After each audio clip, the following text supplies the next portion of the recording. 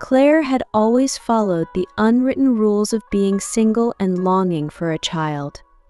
These rules were unspoken, but they guided her every action. Don't look at children. Don't engage with children. Don't talk about children. And most importantly, never let anyone know how much she longed for a child of her own.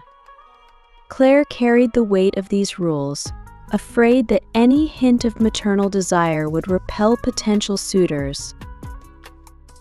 After all, to many, a woman yearning for a child was a desperate, unappealing figure. She knew that any man who might be admiring her from afar, possibly charmed by her wide hips or untoned arms, would instantly turn away if they sensed her deep desire for motherhood. Claire was careful to keep that part of her hidden from the world. But on Fridays, she allowed herself a small indulgence. After finishing her half-day at work, she would walk to the museum, a former church, where a particular exhibition had captured her heart. The piece that drew her in each week was a statue of a mother nursing her child. The statue was hewn from marble, timeless and serene. Claire was mesmerized by it, drawn to the mother's gentle expression and the peacefulness of the baby cradled in her arms. On one of these visits, Claire sat in front of the statue, quietly absorbing the emotions it stirred in her. She felt a deep sense of longing and sadness, but also an odd comfort in the stillness of the art. The statue seemed to reflect a part of her that she kept hidden. Lost in thought, Claire didn't notice the man standing beside her until he spoke. His voice was raspy, the kind of voice that seemed to belong to someone who had smoked for years. "Is she bumming you out?" he asked, his tone casual. Claire blinked, startled. "Excuse me," she replied, unsure if he was even talking to her. "The statue," he said, nodding toward the marble mother. "You keep staring at it. Does it make you sad?"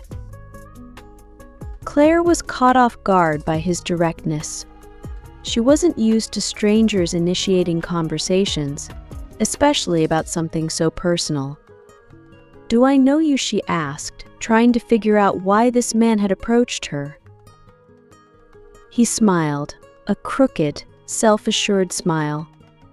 "Do we just keep asking each other questions?" he replied, clearly amused by himself. Claire felt her frustration rise.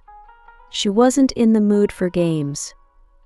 "Can I help you with something?" she asked, hoping he would take the hint and leave. Instead, he narrowed his eyes, studying her with an intensity she wasn't prepared for. "I'll leave you alone," he said, but his body language said otherwise. He hadn't moved. "You just looked sad, and I thought I'd say something. But you know, if you're good, I'll be on my way." "It's art," Claire said, her voice defensive. "It's supposed to make you feel something." "Is it?" he asked, his curiosity seeming genuine. Claire nodded. "Yes, it's art. It makes you think, makes you reflect." He shrugged. "I don't know. I always find these statues creepy. They don't have eyelashes. They should put fake eyelashes on them or something. It would make them look less stone-like. Despite herself, Claire chuckled. "Fake eyelashes on a statue? That's ridiculous." He grinned. "I think it would be an improvement. By the way, you've got nice eyelashes." Claire blushed, suddenly flustered. "Oh, thanks. I mean ... people have nice eyelashes, not just me. I mean, yes, thank you, but..." "They're fake," he said, grinning even wider at his joke. She laughed, the tension between them breaking slightly. For a moment, Claire let her guard down, feeling something unexpected. There was something oddly endearing about him.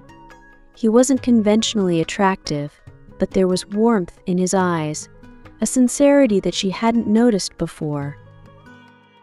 "So, why does this statue make you sad?" he asked again, his tone softer this time. Claire hesitated, unsure how much she wanted to reveal to a complete stranger.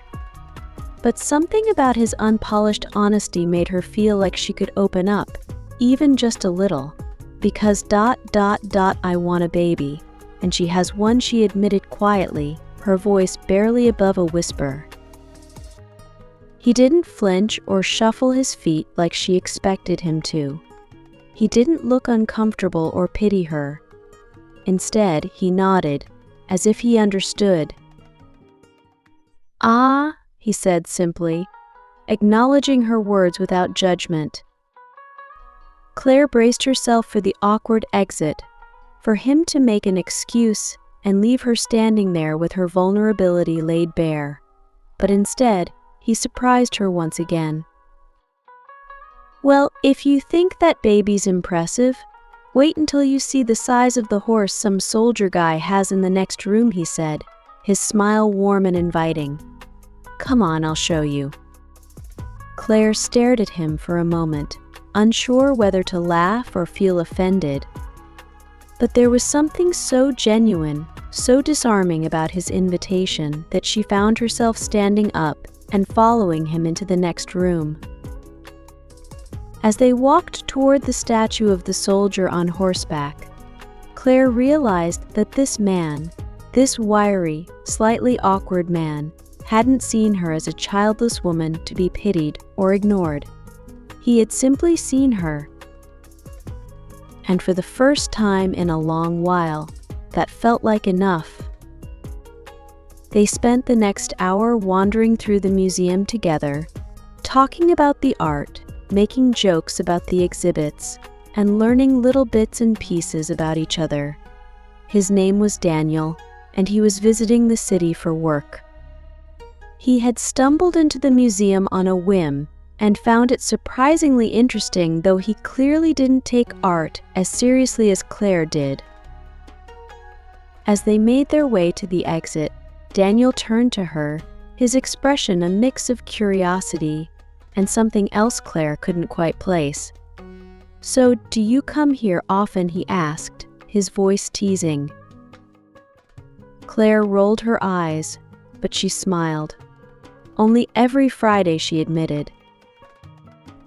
"Maybe I'll join you next Friday," Daniel said, his tone casual but his eyes holding a hint of hope.